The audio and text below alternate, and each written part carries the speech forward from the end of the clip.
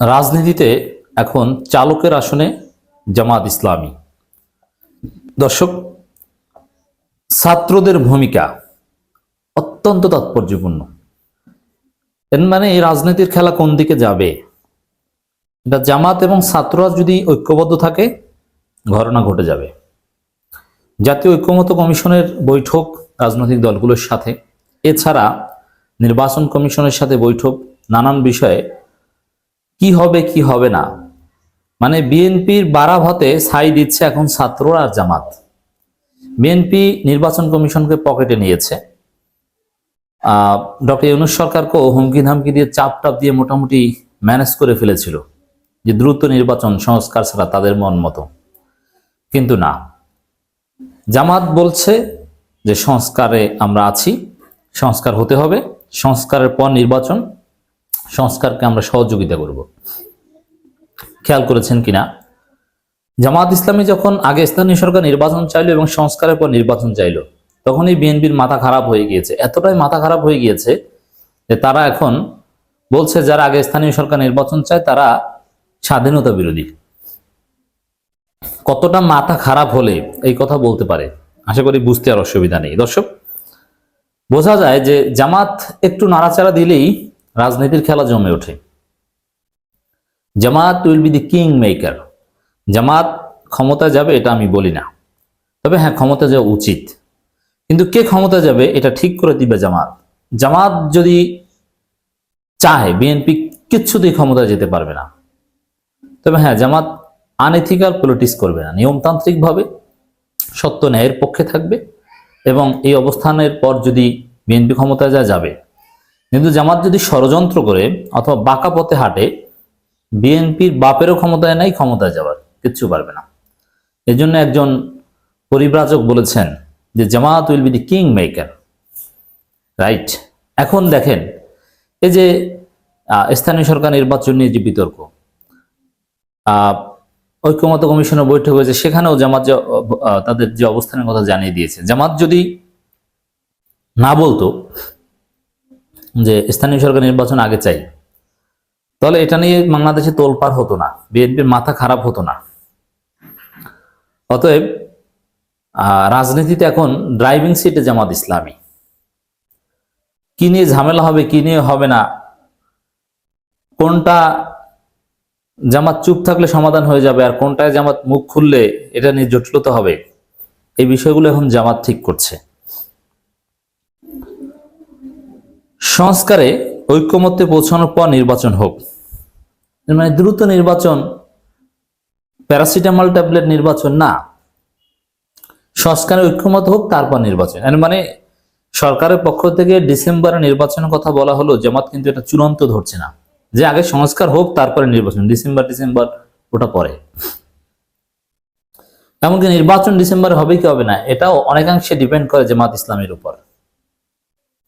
জামাত যদি বাগরা বাজায়, আমি নেগেটিভ ভাষায় বললাম, তাহলে ডিসেম্বরে কোশ্চিনকালও নির্বাচন হবে না। অতএব বিএনপি ভেবে দেখুক, জামাতকে রাজাকার স্বাধীনতা বিরোধী বলবে না হেদায়েত হয়ে তাদের রাজনীতি টিকিয়ে রাখবে। বিএনপির রাজনীতি থাকবে না চালাকি করতে গেলে।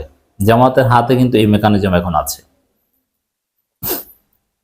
জামাতের সাথে লাগতে গিয়ে হাসিনার পরিণতি দেখেন না?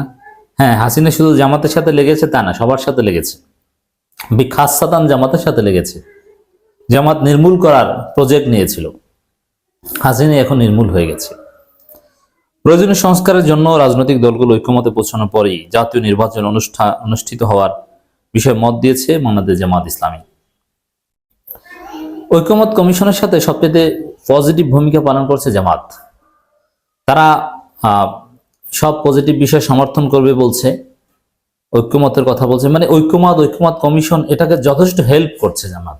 কিন্তু বিএনপি কিন্তু এগুলোতে তেমন আগ্রহ দেখাচ্ছে না। এখানে এসেও তাদের ওই দ্রুত নির্বাচনের জিকির। ঐক্যমত কমিশনের বৈঠক শেষে ডাক্তার তাহের কথা বলেছেন। বৈঠকে নির্বাচন নিয়ে জামাতের কোনো প্রস্তাব দিয়েছে কিনা জানতে চাইলে সাংবাদিকদের তিনি বলেন, আমরা বলছি যে সংস্কার প্রয়োজন, সে বিষয়ে সবাই ঐক্যমত হলে যথাশীঘ্র সম্ভব নির্বাচন অনুষ্ঠিত হবে। প্রধান উপদেষ্টা বলেন ডিসেম্বরের মধ্যে তারা জাতীয় নির্বাচন করবেন। আমরা দেখছি কিভাবে সেটা এগিয়ে যায়।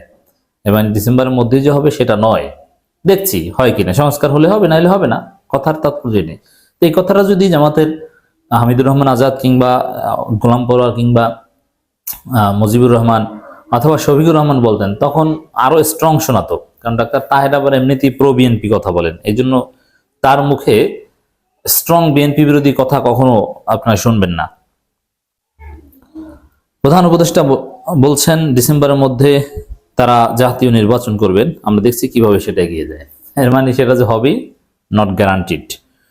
তিনি বলেন অন্তর্বর্তী সরকার প্রধান উপদেষ্টা ও জাতীয় ঐক্যমত্য কমিশনের সদস্যদের সঙ্গে দেশে সব রাজনৈতিক দলের বৈঠক হচ্ছে, সংস্কার বাস্তবায়নে বিভিন্ন দল অংশীজনের সঙ্গে আলাদাভাবে আলোচনা হবে, সে বিষয়ে কথা হয়েছে। ডাক্তার তাহের বলেন সব ইতিবাচক সিদ্ধান্তকে জামাত ইসলামী স্বাগত জানাবে, এটা তাৎপর্যপূর্ণ। এর মানে জামাত ইসলামী এই সরকারের সব ইতিবাচক সিদ্ধান্তকে স্বাগত জানাবে, কথা বলাটার মাধ্যমেও তারা ড্রাইভিং সিটে বসলো, রাজনীতিতে চালকের আসনে বসলো। এবং জামাত সরকারের সাথে আছে, সরকারকে স্ট্রংলি সমর্থন দিল ডক্টর ইউনূসকে। অতএব বিএনপি সরকার বিরোধী দল হিসেবে অলরেডি মাঠে নেমেছে, বেগ পেতে হবে। জামাত যেহেতু ওপেনলি সরকারের পক্ষে আছে এই কথার মাধ্যমে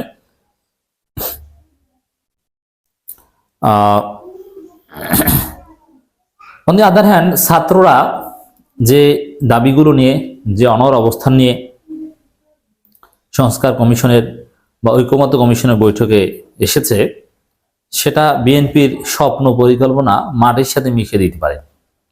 বিএনপির স্বপ্ন কি? আওয়ামী লীগ থাকবে রাজনীতিতে। বিএনপির স্বপ্ন কি? আওয়ামী লীগ নিষিদ্ধ হবে না। বিএনপির স্বপ্ন হচ্ছে চুপ্পু থাকবে, ৭২ সংবিধান থাকবে, সংস্কার ছাড়া দ্রুত নির্বাচন হবে। কিন্তু না, ছাত্ররা কি নিয়ে এসেছে দেখেন, নতুন সংবিধান, আওয়ামী লীগের বিচার ও গণপরিষদ নির্বাচন চায় নাগরিক কমিটি। এর একটাও বিএনপি চায় না। হ্যাঁ, আওয়ামী লীগের বিচার চায়, এটা বলছে উপরে উপরে, বিচার চাইলে ওই নিষিদ্ধ তার চায় না। সালাউদ্দিন আহমেদ নিষিদ্ধ চেয়েছিল, কিন্তু মির্জা ফখরুল সেটাকে ডিনাই করেছেন, নিষিদ্ধ তারা চায় না। এই জন্য বলবো এই নতুন সংবিধান, বিএনপি মনে করে নতুন সংবিধান হলে বাংলাদেশে নতুন দল এরাই দাপিয়ে বেরাবে, বিএনপি আর থাকবে না। থাকবে না বলতে মুসলিম লীগ হয়ে যেতে পারে বিএনপি, মানে বড় দল এক পর্যায়ে ছোট হয়ে গেছে এরকম। অতএব নতুন সংবিধান দাবি করা এবং গণপরিষদ নির্বাচনে দাবি করা, এই দুইটা পয়েন্ট বিএনপির পরিকল্পনা ব্যর্থ করে দিতে পারে। ছাত্রদের ভূমিকাও যথেষ্ট স্মার্ট। নাসিরউদ্দিন পাটোয়ারি বলেন ঐকমত্য কমিশনের সঙ্গে বৈঠকে আমরা নতুন সংবিধান, আওয়ামী লীগের দৃশ্যমান বিচার, গণপরিষদ নির্বাচন দেওয়ার আহ্বান জানিয়েছে এবং হাসনাত আব্দুল্লাহ নিষিদ্ধের কথা বলেছেন আওয়ামী লীগ। তিনি বলেন এ মাসে এই নতুন রাজনৈতিক দল আসবে, নতুন সংবিধান রচনায় লড়াইয়ের জন্য হবে রাজনৈতিক দল। নির্বাচন ইস্যুতে জানতে চাইলে জাতীয় নির্বাচনের আগে স্থানীয় সরকার নির্বাচন চান বলে জানান তিনি। এ সময় জাতীয় নাগরিক কমিটির মুখ্য সংগঠক সার্জিস আলম বলেন ফ্যাসিবাদের দোসররা বিচারিক প্রক্রিয়ার মাধ্যমে পুনর্বাসিত হলে আমরা আবারও প্রতিবাদ করব। মানে কোন নিষিদ্ধ করতে হবে, এটা হচ্ছে কথা। কোনোভাবে জোড়াতালি দিয়ে আওয়ামী লীগকে সুযোগ দিবেন কোনো সম্ভাবনা নেই। ছাত্র জনতার আন্দোলনের কর্মীদের হত্যার বিচার দাবি জানিয়ে তিনি আরো বলেন রাজনীতিতে আমরা প্রত্যক্ষ ও পরোক্ষভাবে কোনো আপোষের চিহ্ন দেখতে চাই না। যারা দোষী, যারা খুনি, যারা খুনিদের দোষর, তারা যে দল বা মতেরই হোক না কেন শাস্তি হতে হবে। তাদের বিচারিক প্রক্রিয়া আমরা কোনো হস্তক্ষেপ প্রত্যাশা করি না। যাই হোক দর্শক, দেখেন কত সুন্দর ২৪-এর স্পিড প্রকৃতপক্ষে এখন পর্যন্ত এই ছাত্রই ধারণ করে। ২৪-এর বিচার বা শহীদদের বিচার নিয়ে অন্য দলে এত সিরিয়াসনেস দেখি না আমরা। যাই হোক দর্শক, এই সংস্কার, এই ঐকমত্য কমিশনের সাথে বৈঠকের কে কি বলেছে, কে কি মত দিয়েছে, কোন দল কি, এগুলো একত্র করলে আমরা যে কনক্লুশনে আসতে পারি, এখন রাজনীতিতে চালকের আসনে আছে জামাত ইসলামী, আর ছাত্ররা যে দাবি দাওয়াগুলো নিয়ে আসছে এতে বিএনপির স্বপ্ন, বিএনপি পরিকল্পনা ব্যর্থ হচ্ছে।